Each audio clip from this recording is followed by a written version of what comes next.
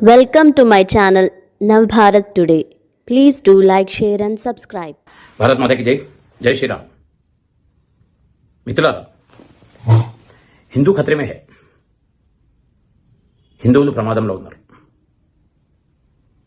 అరే ఏం సార్ ఓకేనే భయపడతారు. ఇది వాస్తవం మిత్రులారా. హిందువులు, హిందూ కుటుంబాలు, హిందూ సమాజం ఖచ్చితంగా ప్రమాదంలో ఉంది.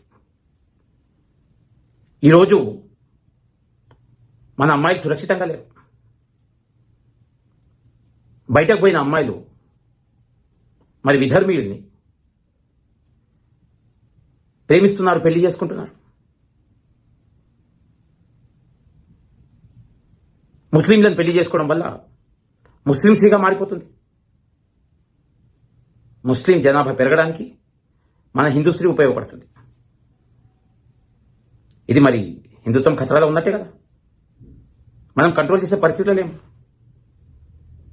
అమ్మాయిని కంట్రోల్లో పెట్టుకుంటలేం. మనం చిన్నప్పటి నుంచే శుక్లాంబరధరం నేర్పిస్తలేం, సరస్వతి నమస్తుభ్యం నేర్పిస్తలేం, కరాగ్రే వసతే లక్ష్మి నేర్పిస్తలేం, ప్రతి శనివారం గుడికి పోవాలనేది నేర్పిస్తలేం, ఇంటి ముందు తులసి మొక్క పెట్టుకుందామని నేర్పిస్తలేం, ఇంటి మీద భగవధ్వజం పెట్టుకుందామని నేర్పిస్తలేం. మరి అమ్మాయిలు పైన అడ్రస్సులు, అరంగు, అరుచితులు అలవాటైపోయి పోతున్నారు. దేశభక్తి కానీ హిందుత్వం పట్ల ఆసక్తి కానీ ఏనాడు మనం కలగజేయమాయే. ఇదే కారణం ఈరోజు హిందుత్వం ఖతరాలకు పోయి, హిందుత్వం ప్రమాదంలోకి పోవడానికి. ఒకవైపు జిహాదీలు లవ్ జిహాద్ పేరు మీద మన హిందూ అమ్మాయిని టార్గెట్ చేస్తున్నారు. ఇంకొక వైపు మన ఈసాయి సామాజిక వర్గం, ఈసాయి వర్గం, ముఖ్యంగా ఈసాయి వర్గంలో అమ్మాయిలు మన మగపిల్లల్ని టార్గెట్ చేస్తా ఉన్నారు. అమ్మాయిలు మన మగపిల్లని ట్రాప్ చేస్తున్నారు.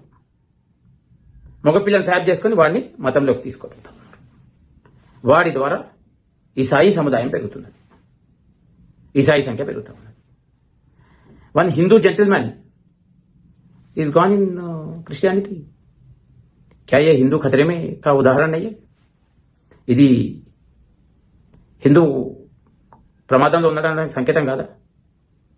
ఖాస్ తోర్పే మీరు క్రిస్టియన్ అమ్మాయి చూడండి, అబ్బాయిలనే టార్గెట్ చేస్తా ఉన్నారు, పెళ్లి చేసుకుంటున్నారు, మతంలోకి తీసుకుపోతున్నారు. హిందూ ఖతరే మే అలాగే. అదే కాదు మిత్రులారా,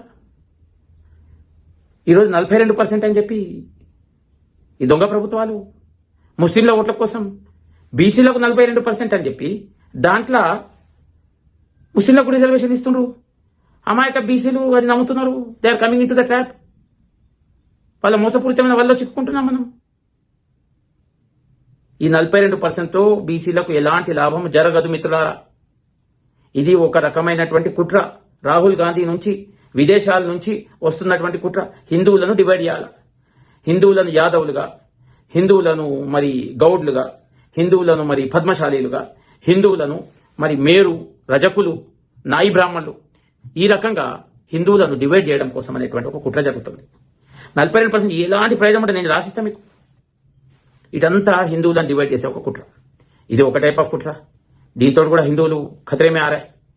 ఇంకో కుట్ర భాయిసాబ్, హరిజనులు అంటే హరి యొక్క పుత్రులు, హరి యొక్క ప్రజలు, హరి యొక్క వారసులు, నా అన్నలు, నా అక్కలు, నా చెల్లెళ్ళు, నా హరిజన సోదరులు, నా హరిజన బంధువులు, నా హరిజన ఆత్మీయులు, దే ఆర్ ఆల్సో ఇన్ ఖతరా టుడే. వాళ్ళు కూడా ప్రాబ్లంలో ఉన్నారు. హరిజన కోటాల ఒక మరియం వస్తుంది, ఒక యేసుపాదం వస్తాడు, ఒక సాల్మాన్ వస్తాడు. మీ ఉద్యోగాలు ఎత్తుకపోతున్నాడు.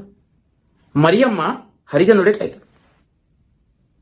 సాల్మన్, యాంటోనీ, యేసుపాదం హరిజనులు ఎట్లయితారండి? మీరు ఎట్లా అలవ్ చేస్తున్నారండి? ఇది హిందువుల ఖతరా కాదా? అరే మారవాడైన కదా రాముడిని, కృష్ణుని పూజించుకొని ఏదో బతుకుతున్నాడు, కష్టపడుతున్నాడు, ఎక్కల కష్టంతో బతుకుతున్నాడు. వాని వెనకాల పడతారు మీరు. ఇక్కడ జాతికే ప్రమాదం అయిపోతుంది, మన అస్తిత్వానికి ప్రమాదం అవుతున్నది. ఇది గమనించరు. దీని విషయంలో ఏ హరిజనుడు మాట్లాడాడు? విచిత్రం. క్యా హిందూకే లియే ఖతరా నహీ? హిందువుల అస్తిత్వానికి ఇది ప్రమాదం కాదా? మిత్రులారా, ఈ రకంగా సమాజం విభజించి పాలిస్తే హిందువుల ఐక్యత ఖచ్చితంగా దెబ్బతింటది. హిందూ విల్ గో డెఫినెట్లీ వాళ్ళ ఐడెంటిటీ కోల్పోతారు, వాళ్ళ యొక్క గుర్తింపును కోల్పోతారు. తర్వాత మీ ఇష్టం. జై శ్రీరామ్. భారత్ మాత.